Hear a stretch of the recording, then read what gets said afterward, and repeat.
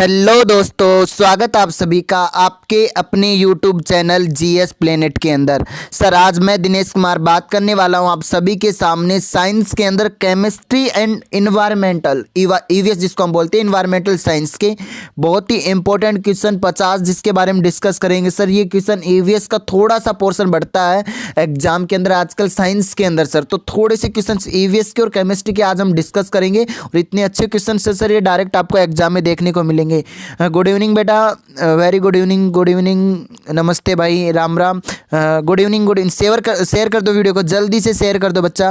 देखो कुछ बच्चों को तो इनविटेशन कार्ड देना पड़ेगा भाई, आप खुद शेयर कर दिया करो, समझा करो इस चीज़ को। टाइम हो जाता है आपका 8:15 लाइव का, तो अपने आप ही आ जाया करो बिना बोले, और अपना स्टेटस लगा दो व्हाट्सअप का और लाइक कर दो वीडियो को। अपन स्टार्ट कर रहे हैं, ज़्यादा आपका टाइम वेस्ट नहीं करते हैं। फर्स्ट क्वेश्चन आपकी नज़रों के सामने दिखाई दे रहा होगा सर, बहुत अच्छा क्वेश्चन है। सूर्य की ऊर्जा का मुख्य कारण क्या है भाई? सूर्य की जो ऊर्जा मिलती है उसका मुख्य कारण क्या है?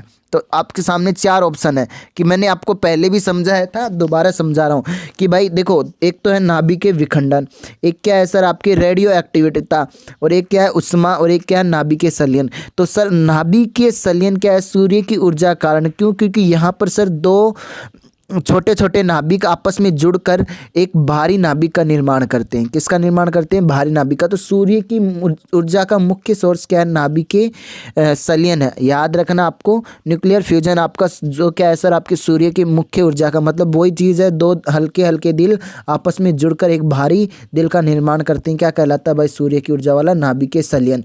और इसी नाभिकीय संलयन से सर किस चीज़ का निर्माण किया जाता है? इतनी हाई एनर्जी होती है, इससे सर किसका निर्माण करते हैं? हाइड्रोजन बम का। और सर ये जो हाइड्रोजन बम होता है ये 1000 गुना ज्यादा शक्तिशाली होता है। किसके बजाय? किससे भाई? आपके परमाणु बम से। हाइड्रोजन बम की खोज करने वाला एक वैज्ञानिक आया था जिसका नाम था सर एडवर्ड टेलर। जल्दी से शेयर कर दीजिएगा भाई। गुड इवनिंग, शेयर कर दो फटाफट, काफ़ी लेट हो गए भाई, टाइम पे आ जाए करो। 8:15 बजे क्लास स्टार्ट हो जाती है, फिक्स टाइम पे रेगुलर चल रही है, कंटिन्यू चल रही है, आप लोग भी कंटिन्यू सपोर्ट करते रहो। सर क्वेश्चन नंबर 2, अल्कोहल उद्योग में प्रयुक्त कवक है भाई। जो अल्कोहल का उद्योग होता है, ठीक है, उसमें जो प्रयुक्त कवक है उसके अंदर सर जो प्रयुक्त कवक है वो कौन सा है सर आपके? तो सर अल्कोहल उद्योग में जो प्रयुक्त कवक है छत्रक है, या कैंडिडा अल्किंसर है, या फिर खमीर है, या राइजोपस है? तो जल्दी बताओ सर। ये क्वेश्चन मैंने कई बार करवा रखा है भाई। जहाँ जहाँ आपके फर्मेंटेशन से किण्वन से रिलेटेड आ जाए वहाँ क्या करके आओगे? कवक करके आओगे। और कवक भी कौन सा सर आपका? खमीर। खमीर को आप क्या बोलते हैं इंग्लिश में? ईस्ट। क्या बोलते हो? ईस्ट। ईस्ट एकमात्र एक कोशिकीय कवक है, बोले तो यूनिसेलुलर कवक है। यूनिसेलुलर फंजाई जो है वो कौन है सर आपके? खमीर है। तो खमीर क्या है सर? एक अल्कोहल के अंदर प्रयुक्त किए जाने वाला कवक है। याद रखना, जिस प्रोसेस को हम क्या बोलते हैं? किण्वन बोलते हैं, ठीक है, जिनको हम क्या बोलते हैं? किण्वन फर्मेंटेशन। अगला क्वेश्चन 3 आपकी स्क्रीन के सामने, क्वेश्चन नंबर 3 क्या है? लाल चींटियों में निम्नलिखित में से कौन सा अम्ल पाया जाता है? क्वेश्चन क्या है सर? लाल चींटियों में कौन सा अम्ल पाया जाता है? एसिटिक अम्ल, ब्यूटेरिक अम्ल, कैपेराइक अम्ल, या फॉर्मिक अम्ल? भाई लाल चींटियाँ होती हैं, उनमें कौन सा एसिड पाया जाता है? तो ये किसने, जहाँ देखो लाल चींटियाँ किसके आसपास पाई जाएंगी? फार्म हाउस के आसपास, ऐसे याद रख लेना। किसके पास पाई जाएगी? फार्म हाउस के आसपास। और कौन सा अम्ल मिलेगा सर आपका? फॉर्मिक अम्ल। फॉर्मिक अम्ल किस में मिलता है सर आपके? लाल चींटियों के अंदर मिलता है। आई बात समझ में? तो लाल चींटियों में जो अम्ल मिलेगा वो कौन सा मिलेगा सर आपके? फॉर्मिक अम्ल मिलेगा। याद रख लेना, HCOH, ठीक है। तो HCOOH किस में मिलता है सर आपके? लाल चींटियों में। क्वेश्चन नंबर 4 आपकी स्क्रीन के सामने आपको दिखाई दे रहा होगा सर, सेंधा नमक में निम्नलिखित में से कौन सा खनिज होता है? सेंधा जो नमक होता है उसमें कौन सा मिनरल्स होता है, खनिज होता है? पोटेशियम, मैग्नीशियम, सोडियम, या फिर लोहा? तो बेटा जल्दी से आंसर दे दीजिएगा 4 नंबर के क्वेश्चन का कि सर जो सेंधा नमक होता है उसमें, भाई सेंधा नमक खाया होगा ना आप लोगों ने, अच्छा भी लगता है। कई बार जो लोग साधारण नमक नहीं खाते हैं, कुछ हार्ट के पेशेंट होते हैं, उनको भी सेंधा नमक खाने के लिए बोला जाता है बजाय नॉर्मल नमक के। तो सर उसके अंदर क्या होता है? Potassium, magnesium. बेटा कुछ बच्चे फर्स्ट दे रहे हैं, कुछ सेकंड दे रहे हैं, कुछ फोर्थ दे रहे हैं, कुछ थर्ड दे रहे हैं। तो जो बच्चा थर्ड दे रहा है सोडियम, उसका आंसर क्या जाएगा सर आपका? सही सोडियम, ठीक है। अगला क्वेश्चन 5 नंबर का क्वेश्चन क्या है सर? निम्नलिखित में से न्यूट्रॉन की खोज किसने की थी भाई? न्यूट्रॉन की खोज किसने की थी भाई? आपको याद होना चाहिए सिंपल सा। देखो, गोल्डस्टीन अलग वैज्ञानिक था, रदरफोर्ड अलग वैज्ञानिक था, चैडविक अलग वैज्ञानिक, जैसे थॉमसन, सारे अलग अलग वैज्ञानिक थे। लेकिन सर जिस वैज्ञानिक ने इन चारों में से न्यूट्रॉन की खोज की थी उस वैज्ञानिक का नाम क्या था? जेम्स चैडविक था सर। इन्होंने कब खोज की थी ये भी मालूम होना चाहिए। 1932 ईस्वी में न्यूट्रॉन की खोज की थी। न्यूट्रॉन के ऊपर बेटा कोई चार्ज नहीं होता, शून्य होता है, न्यूट्रल होता है। न्यूट्रॉन का मतलब न्यूट्रॉन मतलब एन, एन से मतलब न्यूट्रल, उदासीन याद रख लेना, इसके ऊपर कोई चार्ज नहीं होता है। आई बात समझ में? इलेक्ट्रॉन के ऊपर नेगेटिव चार्ज, प्रोटॉन के ऊपर पॉजिटिव चार्ज, और इलेक्ट्रॉन आपके नाभिक के बाहर मिलेंगे और न्यूट्रॉन और प्रोटॉन नाभिक के अंदर मिलते हैं, एटम के नाभिक के अंदर। आई बात समझ में? न्यूक्लियस के अंदर। और उस न्यूक्लियस की खोज करने वाला वैज्ञानिक कौन था? रदरफोर्ड। तो फिलहाल इसका आंसर क्या जाएगा? थर्ड आपके चैडविक। सर अगला क्वेश्चन 6 नंबर का क्वेश्चन, मेंडलीव की आवर्त सारणी में तत्वों की संख्या कितनी थी? सर जो मेंडलीव ने जो आवर्त सारणी दी थी उसके अंदर नंबर ऑफ एलिमेंट कितने थे? जल्दी आंसर दे दीजिए।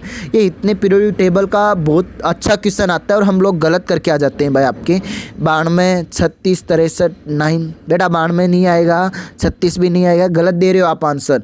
सर 9 तो बहुत कम हो गए सर। मेंडलीव तो काफ़ी अपडेटेड आ चुकी थी पीरियोडिक टेबल। तो सर इसके अंदर नंबर ऑफ एलिमेंट कितने थे? सर 63। अगला ही क्वेश्चन कुछ ऐसी से सिमिलर क्या है सर?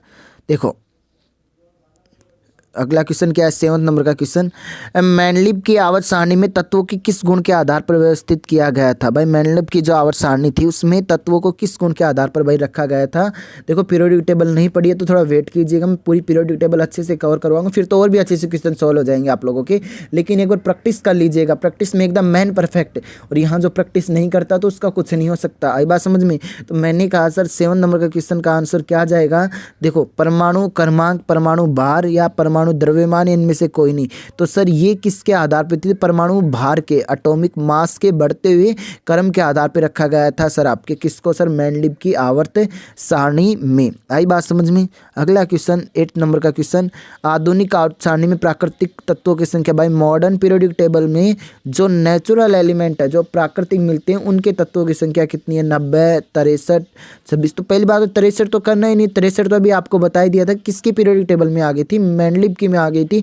तो ये तो अपडेटेड होगी। तो सर अब कितनी नेचुरल? भाई नेचुरल ज़्यादा मिलेंगे क्योंकि अपन कितने बना पाएंगे भाई दूसरे से। तो एक सिंपल सी बात है, यहाँ पर सबसे ज़्यादा कितने है सर? 92 क्या है? नेचुरल। बाकी रिमेनिंग 20 के लगभग सर क्या है भाई आपके? जो 20 के लगभग क्या है सर आपके? वो क्या है सर आपके? आर्टिफिशियल। और बाकी के जो बच गए, देखो 92 और 20 कितने हो गए भाई आपके? सिंपल सी कैलकुलेशन करो तो 112। और बाकी के जो बच गए वो आपके कुछ अधातु भी होती हैं। आई बात समझ में? उपधातु सॉरी आपके। अगला क्वेश्चन 9 नंबर का, निम्नलिखित में से किस धातु को चाकू से नहीं काटा जा सकता? बेटा ये जो क्वेश्चन नहीं दिया ना, बचपन से पढ़ते आ रहे हो, कान के नीचे लगाऊंगा एक, ठीक है। तो 9 नंबर का क्वेश्चन क्या होगा सर आपके? सोडियम से, लिथियम से या पोटेशियम या मैग्नीशियम, कौन सी ऐसी धातु होगी जिनको आप चाकू से नहीं काटा जा सकता?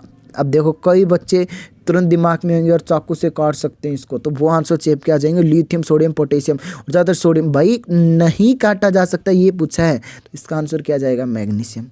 देखो कितना कंफ्यूज होते हैं वो। देखो ये क्वेश्चन पहले भी आया था, दोबारा आ चुका है। एलपीजी का प्रमुख घटक है। अब देखो याद हो गया होगा मेरे प्यारे बच्चों को, लिक्विड पेट्रोलियम गैस। इसके अंदर सर मुख्य घटक क्या होगा सर आपका? ब्यूटेन होगा। ब्यूटेन की मैं बात करना चाहूँ, ब्यूटेन क्या होती है? एकमात्र गंधहीन गैस होती है जिसमें गंध नहीं आती है। 80% के लगभग ब्यूटेन यूज किया जाता है किसके अंदर? एलपीजी के सिलेंडरों में। लेकिन आपको पता है कि सर एलपीजी के सिलेंडरों में स्मेल आती है, तो सर वो एलपीजी के सिलेंडरों में स्मेल किस कारण से आती है? जल्दी से कमेंट कीजिएगा, मैं देख रहा हूँ भाई। एलपीजी के सिलेंडर में स्मेल किस कारण से आती है? ब्यूटेन तो गंधहीन होता है। अरे जल्दी कमेंट करो। नहीं बेटा ये नहीं आएगा। और बताओ, फटाफट बताओ भाई, एलपीजी के सिलेंडर में स्मेल किस कारण से आती है?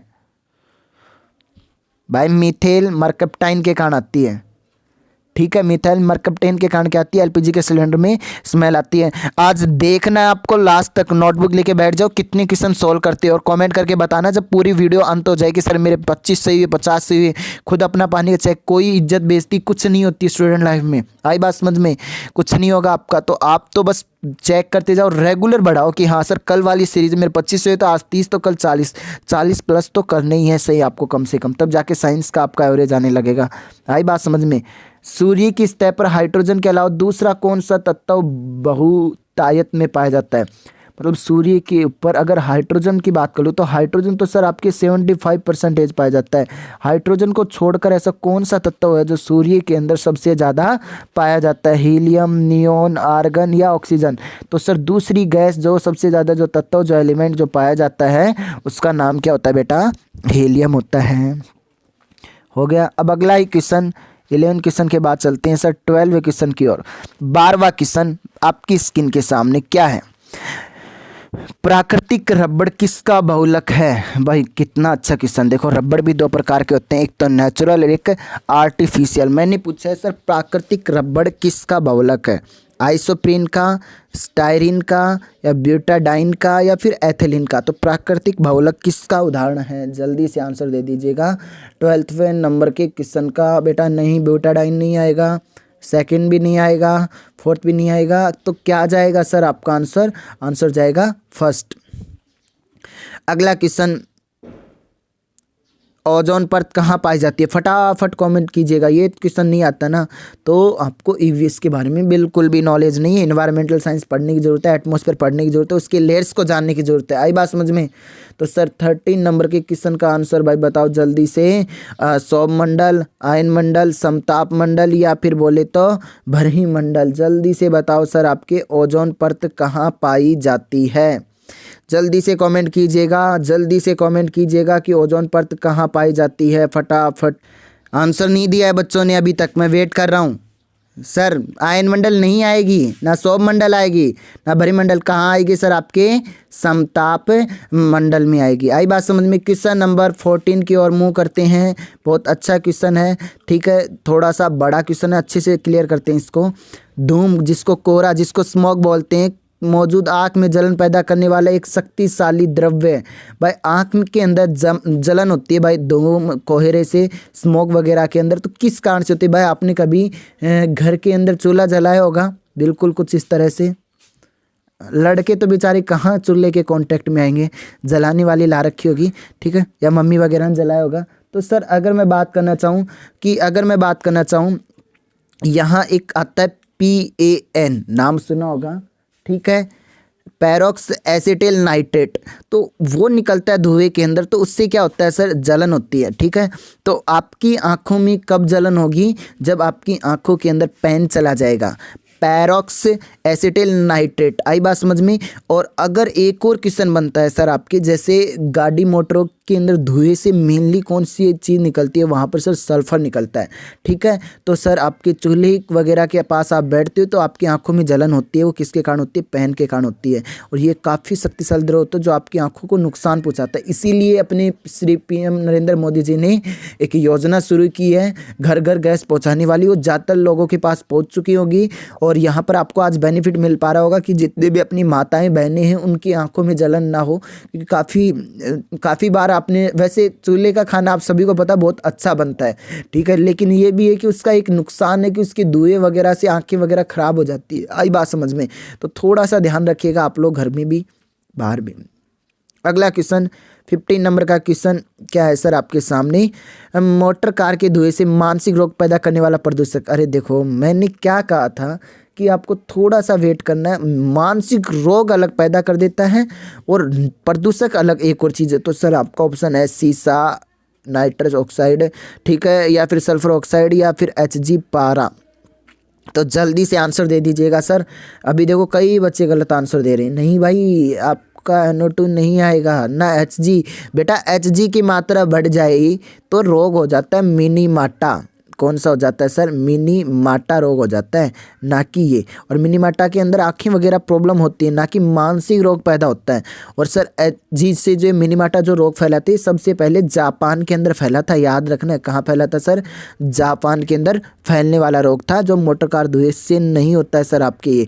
अगला पॉइंट में कहूँ सर, Hg एक मात्र ऐसी धातु है जो किस अवस्था में पाई जाती है, द्रव अवस्था में। Hg की फुल फॉर्म कोई पूछे तो सर क्या है, हाइड्रोगाइनियम, जिसको हम क्या बोलते हैं, पारा बोलते हैं। सर अपने ब्लड के अंदर जो बीपी मापते हैं सर ब्लड की 120/80 mm Hg, तो वो भी वहाँ Hg होता है।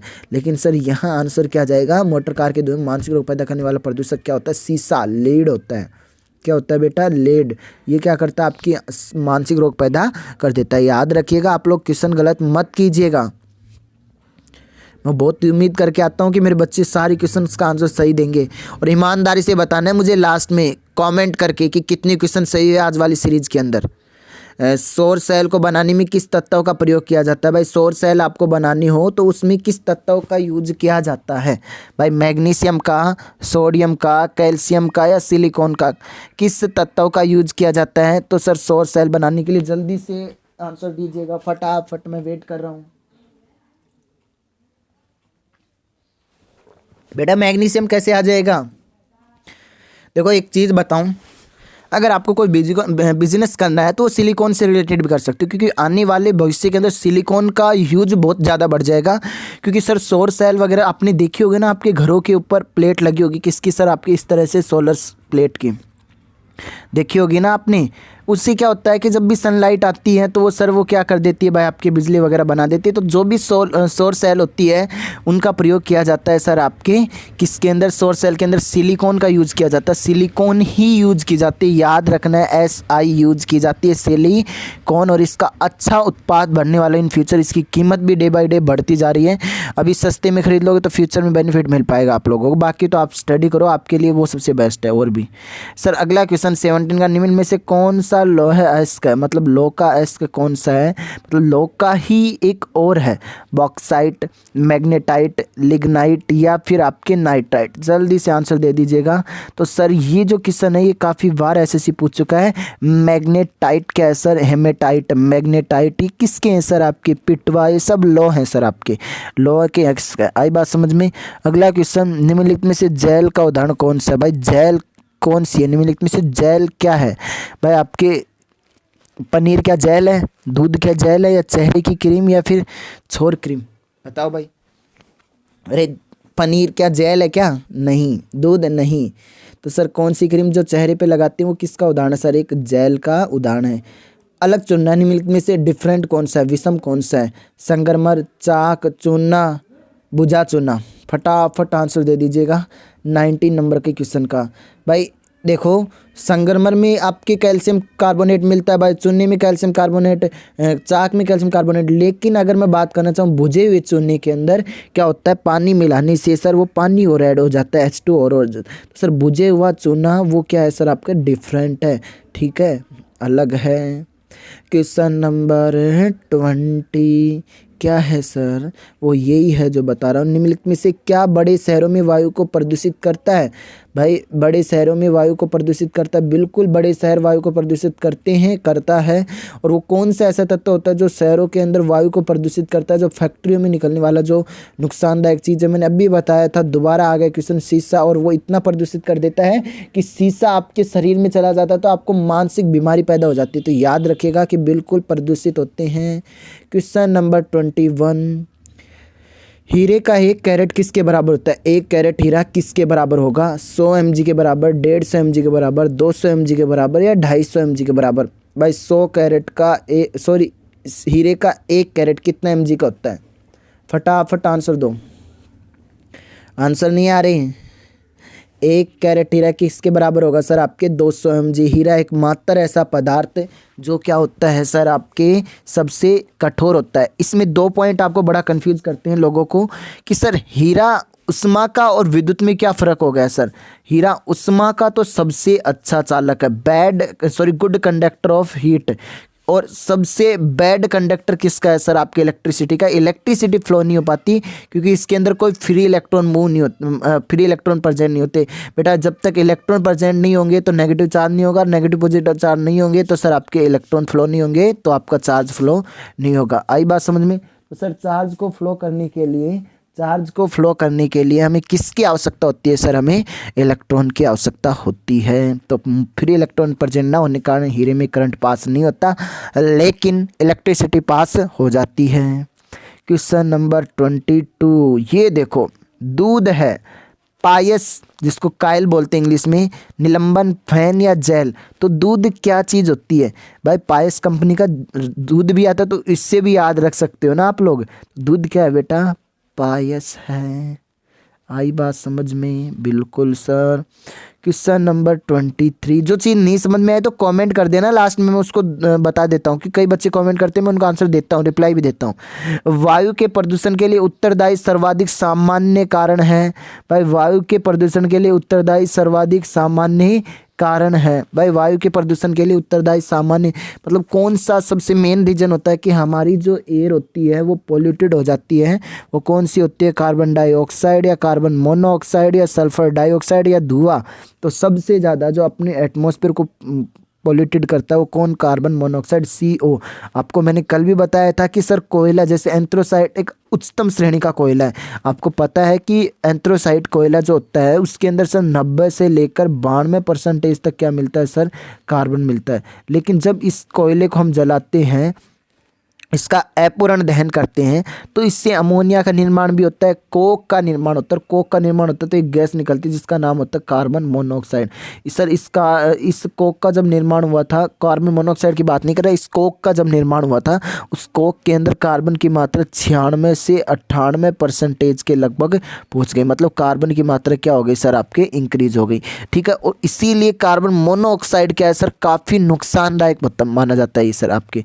क्यों? क्योंकि सर आपको एक और चीज़ मैं और बता दूं, क्योंकि हमारे ब्लड के अंदर ऑक्सीजन की बजाय 25 गुना ज़्यादा कैपेसिटी होती है सर कार्बन मोनोऑक्साइड की बनने की। और जब ये बन जाएगा तो सर हमारा जो सेलुलर रेस्पिरेशन सही ढंग से नहीं हो पाएगा और आपको सांस लेने में दिक्कत होगी, कहानी खत्म हो जाएगी, राम नाम सत्य हो जाएगा। क्वेश्चन नंबर 24 की मैं बात करना चाहूँ। गंदे पानी के उपचार में अवसाद होज का क्या कार्य है भाई? गंदे पानी है उसमें अवसाद होज का क्या कार्य होता है भाई? गंदे पानी में जो अवसाद होज होता है उसका क्या कार्य होता है? गंदे पानी को विसंकृत करना, जलांश को हटाना, गंदे पानी को वातित करना या निलंबित ठोस पदार्थों को हटाना।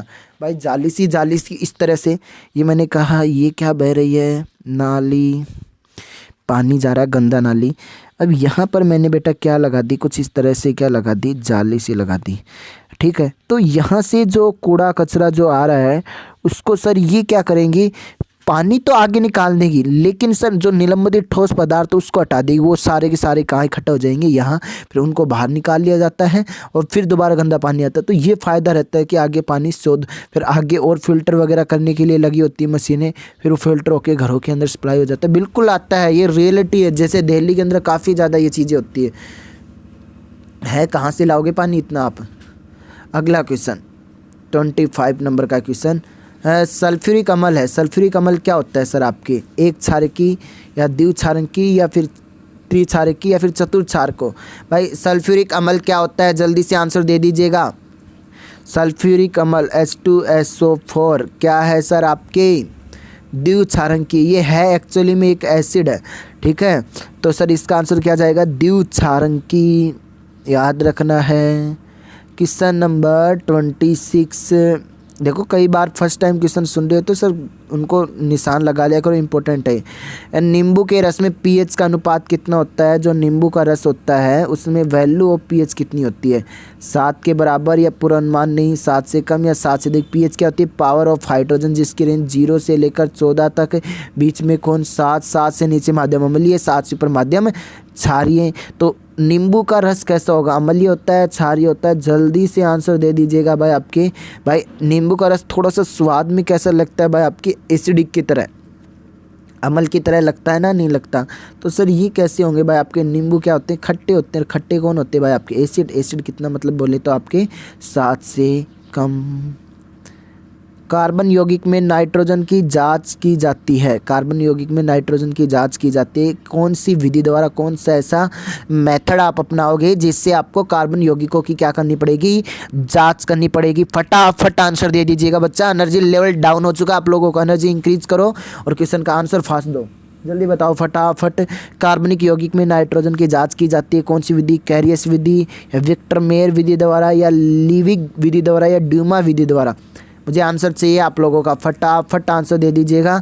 सर एक विधि होती है ड्यूमा विधि, उसके द्वारा सर क्या किया जाता है, कार्बन यौगिकों में नाइट्रोजन की जांच की जाती है कि सर इसके अंदर नाइट्रोजन की क्वांटिटी कितनी है। आई बात समझ में? बिल्कुल आगे सर। क्वेश्चन नंबर 28, निम्नलिखित में से कौन सा एक ठोस स्नेहक है? भाई कौन सा एक ठोस स्नेहक है? आंसर दीजिएगा। जर्मेनियम, गंधक, ग्रेफाइट, इंडियम। फटाफट दे दीजिएगा आंसर। 28वें नंबर का क्वेश्चन का कौन सा एक ठोस स्नेहक है? जर्मेनियम, गंधक, ग्रेफाइट या इंडियम? फटाफट आंसर दे दो सर। 28वें का आंसर क्या जाएगा सर? ग्रेफाइट। क्या है? ग्रेफाइट एक ठोस स्नेहक है। सर जो बच्चे लेट हो रहे हैं, एक तो सबसे पहली चीज़ उनको कुछ ज़रूरी इन्फॉर्मेशन दे दूँ। 9:15 बजे आपकी एक क्लास आएगी आदि सर की, ठीक है, जीके की। तो 9:15 बजे आप जीके की क्लास के लिए आ जाना, लाइव टेस्ट सीरीज के लिए, ठीक है। 10 बजे तो थोड़ा सा ज़्यादा लेट हो जाता है, काफ़ी बच्चे सो जाते हैं, कोई सुबह जिनको जल्दी उठना होता है, तो 9:15 बजे थोड़ा सा टाइम चेंज किया, ये 8:15 बजे ही रहेगी फिक्स से। और आप लोग इस वीडियो को कम से कम ऐसा क्या करो यार, आप इतने बच्चे देखते हो, 40 तक बच्चे चले जाते हैं, तो आप एक बच्चा नेक्स्ट क्लास के अंदर अपना फ्रेंड तो लेके आओगे। अगली बार अगली क्लास में एक को लाओगे तो सर कितनी जनसंख्या बढ़ती है और मुझे कितना सपोर्ट मिलेगा, आपको भी कितना सपोर्ट मिलेगा, पढ़ने में मज़ा आएगा, पढ़ाने में मज़ा आएगा। तो कम से कम मैं रिक्वेस्ट कर रहा हूँ मेरे जितने भी विद्यार्थी, तो एक स्टूडेंट को अपने साथ, ज़्यादा नहीं बोले, केवल एक भी लेके आ जाओगे ना, मोर देन सफिशिएंट है। उस एक से ही अपना काफ़ी विकास होगा और आप लोगों का फ़ायदा मिलेगा, क्योंकि बहुत ज़्यादा मेहनत करनी पड़ती है बेटा इस टेस्ट सीरीज़ को बनाने के लिए। क्वेश्चन का कलेक्शन, फिर उसको टाइप करना, बहुत ज़्यादा मेहनत करनी पड़ती है। तो उस मेहनत के पीछे आप लोगों को तो लगता है कि चीज़ें आसान, लेकिन बेटा आप लोगों को देने की कोशिश कर रहे हैं कि अच्छे क्वेश्चन कलेक्शन जो आपके एग्जाम में कभी गलत ना हो। तो प्लीज़ आपसे इतना ही रिक्वेस्ट है कि थोड़ा चैनल को सपोर्ट करो और लाइक वगैरह कर दिया करो, शेयर कर दिया करो वीडियो को। अगला क्वेश्चन नंबर 29, आग को बुझाने के लिए प्रयुक्त गैस है। आग बुझानी हो किसकी भाई, किसी की भी, तो उसमें कौन सी gas? Neon, nitrogen, carbon dioxide या कार्बन मोनोऑक्साइड? जल्दी से आंसर दे दीजिएगा सर। आग बुझाने के लिए कौन सी गैस यूज ली जाती है 29 का? तो सर जल्दी बता दो फटाफट। Carbon dioxide. कई बच्चों को आग के नाम लेते हैं ऑक्सीजन, भाई ऑक्सीजन तो आग लगाती है और नाइट्रोजन बहुत जल्दी जलने में मदद करती है। तो सर वहाँ आप कौन सी यूज करोगे? कार्बन डाइऑक्साइड गैस, जो किस में यूज लेते हैं सर? आपके आग बुझाने में। अगला ही क्वेश्चन आपकी स्क्रीन के सामने 30 नंबर का क्वेश्चन क्या है, देखो सर। निम्नलिखित में से कौन सा जैव निम्नीकरण है? भाई कौन सा जैव निम्नीकरण है, फटाफट बताओ। बायो रिसाइकल का सिस्टम कौन सा, जिनको हम रिसाइकल कर सकते हैं सर? आपके कागज, या फिर ये क्या नहीं दिख रहा आपको, बिल्कुल अब दिख गया, कागज है, DDT, एल्यूमिनियम या प्लास्टिक, जिनको रिकवर कर सकते हो आप लोग नेचुरल रूप से। सर कागज़ को क्या किया जा सकता है सर? रिकवर किया जा सकता है। क्वेश्चन नंबर 31, खारा पानी संकेत करता है। भाई खारा पानी आपने पिया होगा, पानी खारा होता है कई जगह का, वो खारा पानी किस चीज़ को संकेत करता है? नमकीन पानी का, मीठे पानी का, या शुद्ध जल का, या स्टार्च मांडी का? अरे बाबू जल्दी से आंसर दे दो। खारा पानी किस चीज़ को संकेत करता है? कैसा पानी है खारा, किस चीज़ को संकेत करता है? भाई जो ये क्वेश्चन नहीं देगा ना भाई, एक और कमेंट कीजिएगा। मुझे आपसे रिक्वेस्ट है, एक कमेंट बताइएगा कि जहाँ से भी आप बिलोंग करते हो उसके ब्रैकेट में उस जगह का नाम लिखो और बताओ कि पानी खारा या फिर मीठा, खारा या मीठा, MP, UP, जहाँ भी स्टेट का जहाँ भी नाम है वहाँ का दे दो। फटाफट आंसर दो, कमेंट भी करते रहो कि सर पानी खारा है, यहाँ का मीठा है, ताकि मुझे पता लगे कहाँ का पानी मीठा है, कहाँ का खारा। फिलहाल खारा पानी संकेत करता है नमकीन पानी का। भाई मैं तो हरियाणा से बिलोंग करता हूँ, यहाँ का पानी काफ़ी मीठा है, महेंद्रगढ़ डिस्ट्रिक्ट नारनौल से। अगला क्वेश्चन नंबर 32, सर मोमबत्ती का जलना दहन है। मोमबत्ती का जलना क्या है सर? दहन है। मोमबत्ती का जलना दहन है किसका भाई? ये देखो ऐसे क्वेश्चन आजकल आ रहे हैं, भौतिक परिवर्तन से रासायनिक या रासायनिक से भौतिक परिवर्तन, कौन सा परिवर्तन? अगर मोमबत्ती जल रही है तो सर क्या हो रहा है, कौन सी प्रोसेस हो रही है, क्या हो रहा है सर आपकी? जल्दी से आंसर दे। प्रकाश रासायनिक अभिक्रिया या भौतिक परिवर्तन या फिर उष्मा शोषी अभिक्रिया या उष्मा क्षेपी अभिक्रिया, मतलब जिसमें उष्मा रिलीज होती है। तो भाई मोमबत्ती जला रहे हो, ठीक है, इसके अंदर ये मोमबत्ती क्या हो रही है सर आपकी? जल रही है। अब मोमबत्ती का जलना सर कैसी प्रोसेस है? सर मोमबत्ती जल रही है तो सर कैसी प्रोसेस होगी सर मोमबत्ती का जलना? उष्मा क्षेपी, मतलब उष्मा रिलीज हो रही है। आई बात समझ में? Question number 33। गहरे समुद्र में गोताखोरी के समय गोताखोर ऑक्सीजन और कौन सी गैस का मिश्रण उपयोग करते हैं? गहरे समुद्र में गोताखोर समय के गोताखोर ऑक्सीजन और कौन सी गैस, मतलब उसके साथ गोताखोर कौन सी गैस और रखते हैं? जल्दी से आंसर दे दीजिएगा कि सर गोताखोर कौन सी और गैस यूज़ लेते हैं? हाइड्रोजन, नाइट्रोजन, ऑर्गन या हीलियम? फटाफट आंसर दे दीजिएगा। तो सर एक और जो गैस यूज़ लेते हैं वो कौन सी लेते हैं सर आपके? हीलियम गैस यूज लेते हैं कौन? गोताखोर। ठीक है, अगला क्वेश्चन चलते हैं। ये हो गया हमारा क्वेश्चन नंबर 34 नंबर का क्वेश्चन दिखाई दे रहा हो, बिल्कुल दे रहा है सर। पदार्थ का परमाणु सिद्धांत किसने प्रतिपादित किया था? भाई परमाणु सिद्धांत था वो किसने दिया था? भाई एटॉमिक थ्योरी देने वाला वैज्ञानिक का क्या नाम था सर? जल्दी से आंसर दे दीजिएगा मुझे फटाफट स्क्रीन के सामने क्वेश्चन। भाई कौन से वैज्ञानिक परमाणु? एवोगाड्रो या फिर अवोगाड्रो जिसको अलग बोलते हैं आप, या डाल्टन या न्यूटन या फिर पास्कल? भाई न्यूटन कहाँ से आ जाएगा? पहली बात तो सोचने की बात है, कई बच्चे तो न्यूटन ऐसे लगता है कि न्यूटन एक ऐसा फेमस साइंटिस्ट आ गया जिसने सब कुछ दे दिया। भाई न्यूटन ने लॉ ऑफ मोशंस दे दिए हैं, आपके ग्रेविटेशनल फोर्स के बारे में बता दिया, और इससे ज़्यादा क्या किया था? चीज़ें तो सबने, देखो साइंटिस्टों की मैं बात बताऊँ, नेचर के अंदर मौजूद होती है। भाई न्यूटन नहीं बताता तो क्या सेब पेड़ से नहीं गिरती थी? क्या नीचे की ओर, क्या ऊपर जाती थी? भाई सब कुछ। क्या आप टॉयलेट करने जाते, टॉयलेट नीचे नहीं जाते थे? मतलब सारी चीज़ें क्या थी सर आपकी? होती तो वही थी भाई आपके। समझ रहे होंगे मैं क्या कहना चाह रहा हूँ? मतलब सब ऊपर से नीचे आती है, क्यों? क्योंकि ग्रेविटेशनल फोर्स नहीं था क्या? न्यूटन ने नहीं बताया था तब? भाई सब मौजूद था।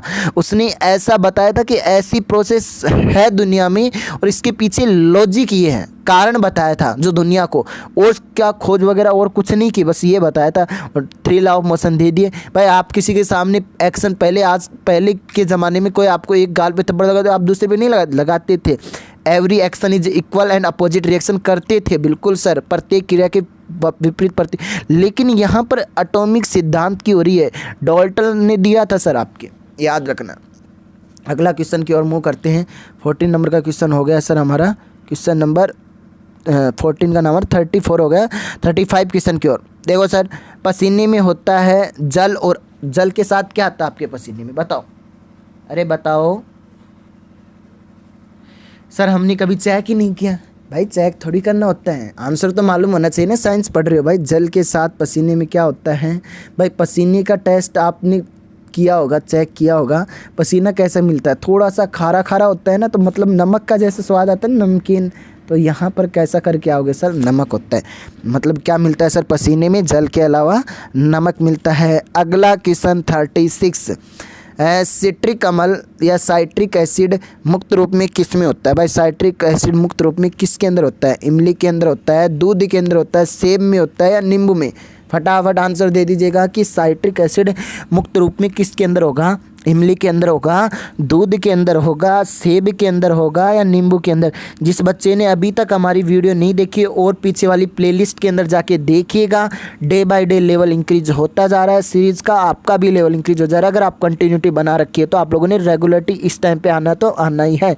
तो बताओ सर 36 नंबर के क्वेश्चन का आंसर क्या करके आओगे आप लोग कि सर सिट्रिक अम्ल जो होता है वो मुक्त रूप में किस में होता है? मतलब फ्री किसके अंदर मिलेगा? ऐसा नहीं, तो सर यहाँ पर आंसर हो जाएगा नींबू। और आपको पता है कि ज़्यादातर खट्टे पदार्थ होते हैं उनके अंदर क्या मिलता है सर आपके? मेनली साइट्रिक अम्ल मिलता है, सिट्रिक अम्ल। सी मतलब साइकिल से याद रख लेना। साइकिल के ऊपर किसी बच्चे ने नींबू रख के लेके आया था, तो वैसे याद, बहुत से कंसेप्ट है याद रखने के, सिंपल सा या नॉर्मल जनरली तो हमें याद रखना ही है सर। अगला क्वेश्चन 37 नंबर का क्वेश्चन।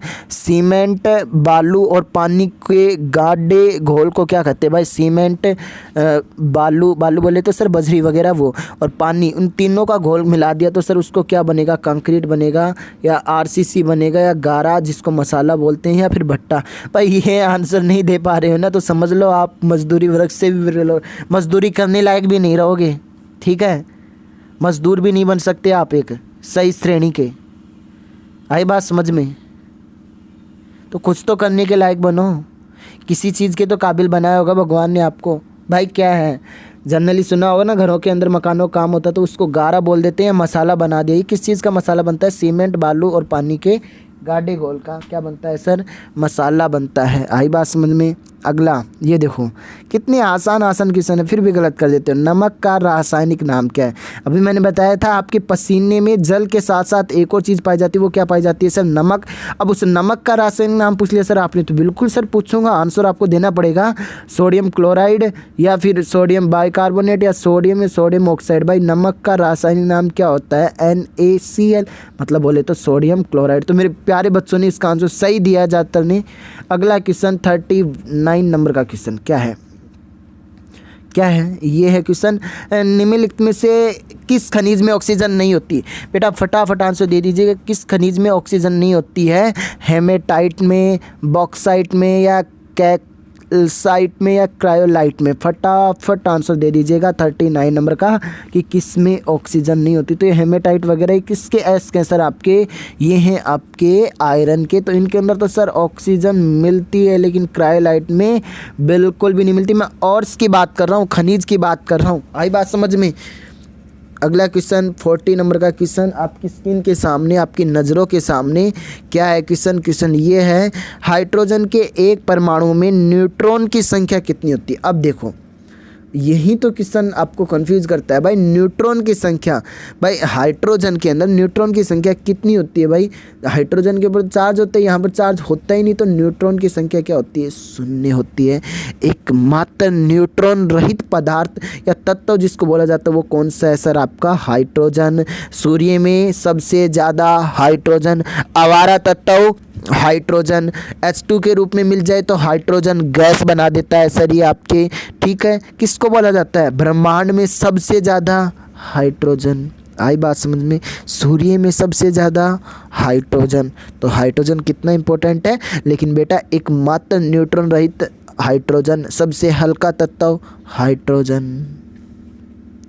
क्वेश्चन नंबर 41 आपकी नज़रों के सामने, इस तत्व का परमाणु भार मानक के रूप में लिया जाता है। भाई मानक के रूप में किस परमाणु तत्व का भार लिया जाता है? कार्बन का, सोना का, हीलियम का, या ऑक्सीजन का? किसका भार लिया जाता है? फटाफट बता दीजिएगा सर। 41 नंबर का क्वेश्चन कि सर इस तत्व का परमाणु भार मानक के रूप में लिया जाता है। भाई हम जनरली जो यूज़ लेते हैं परमाणु भार, वो किसका लेते हैं भाई? C14 या फिर C15, ये याद, C16, ये C18, ये नाम नहीं देखे क्या आपने? बिल्कुल, तो सर कार्बन का आप ज़्यादातर यूज़ लेते हो सर परमाणु के मानक भार के रूप में। आप किसका यूज़ लेते हो सर? किस परमाणु भार किसका यूज़ लेते हो सर आप?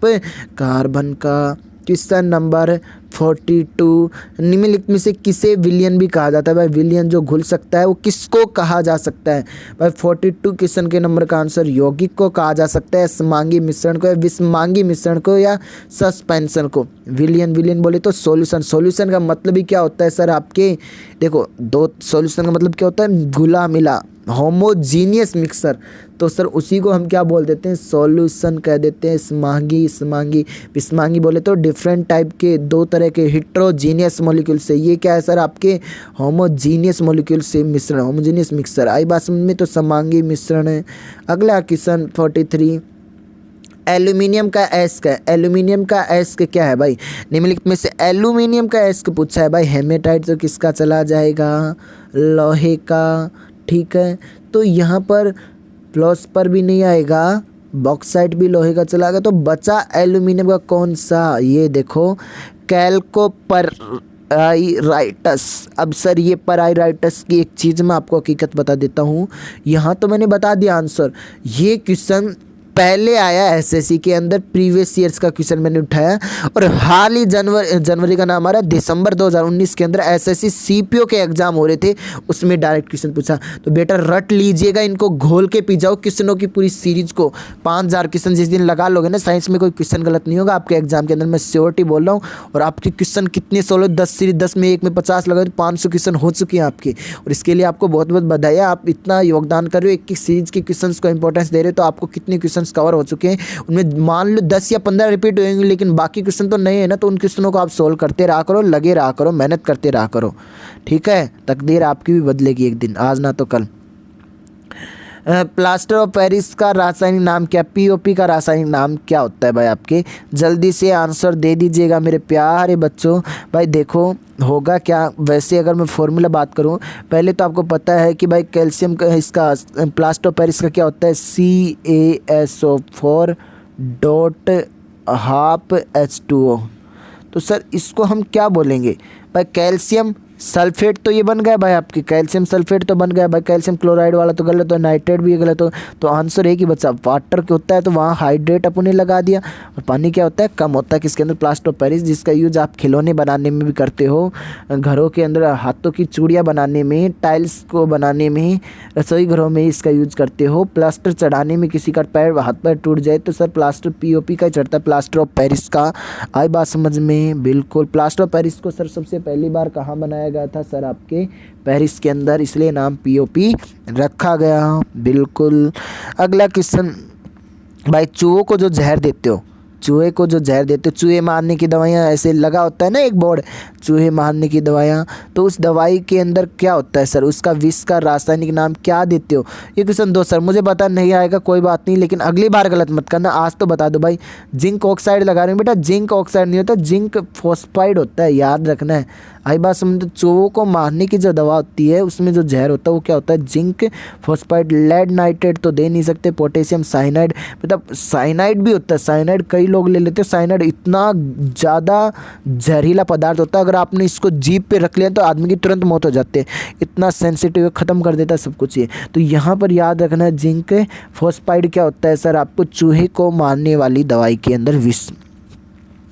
क्वेश्चन नंबर 46, फ्लैश बल्बों का तार किसका बना होता है? भाई जो फ्लैश बल्ब आते हैं ना, रोशनी मारने वाले, लाइट मारने वाले, उनका तार किस चीज़ से बना होता है? मैग्नीशियम, Ba बोरॉन, बेरिलियम, या फिर कॉपर, या फिर बोले तो Ag। फटाफट बता दो। चांदी का बना होगा, बेरिलियम का बना होगा, मैग्नीशियम का बना होगा, किसका?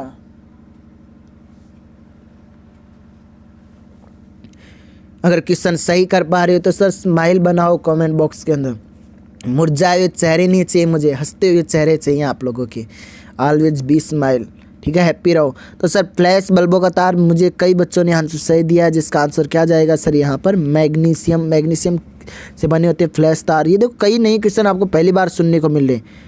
अगला क्वेश्चन 47 नंबर का क्वेश्चन आपकी नज़रों के सामने क्या है? गेहूं के अंदर कौन सा अम्ल पाया जाता है? भाई गेहूं के अंदर कौन सा अम्ल पाया जाता है? टार्टेरिक अम्ल, या ग्लूटेमिक अम्ल, या फिर साइट्रिक अम्ल, या फॉर्मिक अम्ल? भाई गेहूं के अंदर कौन सा एसिड पाया जाएगा? फटाफट आंसर दे दीजिएगा कि सर गेहूँ के अंदर ये अम्ल पाया जाता है, टार्टेरिक, ग्लूटेमिक, या साइट्रिक, या फिर फॉर्मिक अम्ल। बेटा फटाफट आंसर दे दीजिएगा कि गेहूँ के अंदर कौन सा अम्ल पाया जाएगा? तो गेहूँ के अंदर ग्लूटेमिक अम्ल पाया जाता है। अगला क्वेश्चन नंबर 48। अब सर बात आ गई किसकी? इमली के अंदर कौन सा अम्ल पाया जाता है? देखो ढंग से दिखा देता हूँ, ये दिख गया बिल्कुल क्लियर। क्या आंसर चेप के सॉरी कर क्या हो गया आप लोग? तो सर मैंने कहा इमली के अंदर कौन सा? इमली खट्टी, ठीक है, बताओ फटाफट आंसर बताओ बेटा। 47 का आंसर ग्लूटामिक अम्ल, लैक्टिक अम्ल, या टार्टेरिक अम्ल? फटाफट आंसर दे दीजिएगा सर। इमली को देख के क्या आती है? लार, लार बोले तो टार, टार बोले तो इमली। अंगूर, अंगूरों को, इमली को देख कर क्या आ जाती है? लार आ जाती है। लार से टार, टार से इमली, इमली से टार्टेरिक अम्ल। तो कौन सा मिलेगा? टार्टेरिक अम्ल। आई बात समझ में? 49 नंबर का क्वेश्चन देखो किस्नों को ख़त्म करने वाले हैं। माचिस की तिल्ली पर कौन सा फॉस्फोरस लगा? तो मुझे सबसे आज का सबसे अच्छा क्वेश्चन लगा ये, सबसे फेवरेट क्वेश्चन ये लगा सर, कौन सा माचिस की तिल्ली पर कौन सा फॉस्फोरस लगा होता है? बहुत से बच्चे यहाँ पर गलत करके आएंगे। 49 नंबर का क्वेश्चन, सफ़ेद और काला फॉस्फोरस, हरा फॉस्फोरस या काला और लाल फॉस्फोरस? तो आपको पता है माचिस की तिल्ली उठाओ, आग नहीं लगानी है, देखना है। काला रंग का तो होता ही, और उसके साथ साथ एक और चीज़ लगी होती है, क्या होता है? लाल फॉस्फोरस। ठीक है, काला व लाल फॉस्फोरस होता है किसके ऊपर? माचिस की तिल्ली पे। लास्ट क्वेश्चन आज का जो दोबारा रिपीट हो चुका है, और ये क्वेश्चन जो गलत कर रहा है तो पढ़ता नहीं है, टेस्ट सीरीज को अच्छे से सोल्व नहीं करता है, मन लगा के नहीं पढ़ता है। धूप में हमारे कपड़ों का रंग क्यों उड़ जाता है भाई? ऑक्सीजन के कारण, कार्बन डाइऑक्साइड के कारण, या नवजात ऑक्सीजन के कारण? तो भाई नवजात जो न्यू बॉर्न ऑक्सीजन होती है उसके कारण सर धूप में हमारे कपड़ों का रंग क्या हो जाता है सर? उड़ जाता है। आई बात समझ में? आज की बहुत प्यारी सी लाइन, आपका इम्पोर्टेंट थॉट, इंतज़ार करने वालों को सिर्फ उतना ही मिलता है कि जितना कोशिश करने वाले छोड़ जाते हैं। इसलिए किसी चीज़ का वेट मत करो, लाइफ में आगे बढ़ो, अपने हौसलों को बुलंद रखो, मुकाम को हासिल करने के लिए दिन रात एक करो। At the time of lockdown आपको बहुत अच्छा महसूस हो रहा होगा कि सर हम पढ़ पा रहे हैं। ठीक है, स्टूडेंट के लिए बहुत अच्छा समय चल रहा है। और सर जिस विद्यार्थी ने चैनल को सब्सक्राइब नहीं किया तो प्लीज़ सब्सक्राइब कर ले। 9:15 बजे जीके की क्लास में जीके का डोज लेने के लिए तैयार रहना। सोने से पहले आज की क्लास का ज्ञान हम यहीं सब समाप्त करते हैं। मिलते हैं नेक्स्ट क्लास में। सर हमारे चैनल को प्लीज़ सब्सक्राइब कर दो, शेयर कर दो, और शुभ रात्रि। जय हिंद दोस्तों, गुड नाइट।